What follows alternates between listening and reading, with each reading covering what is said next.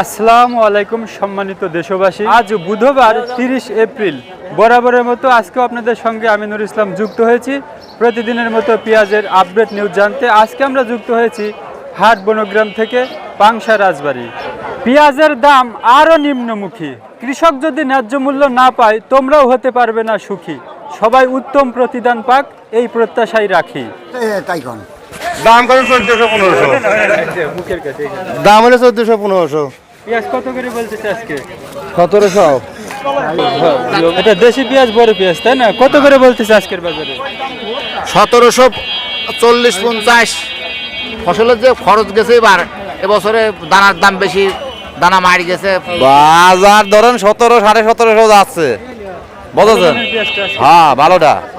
আর এই শুকসাগর সুখসাগর আছে 15, 15.5, 16 মাথা, 2400-2500 এরকম ভাড়া দেখা যাচ্ছে যে চাষি বাঁচে, তাছাড়া বাঁচে না। তো ধরেন সার বাঁচে, সবই দাম বেশি। পেঁয়াজের কি আজকে দরদাম হচ্ছে? কত করে বলতেছে? একেবারে বাটার রেট 1700, 1640 টাকা বলছে। কত দেবো? না, এটা হচ্ছে কোয়ালিটি পাওয়া কত দেবো? 1700 দেন। হ্যাঁ 1700 দেশি বীজ। এবার দিবি 20 টাকা দিবি? দেবো না 1740 টাকা দাম।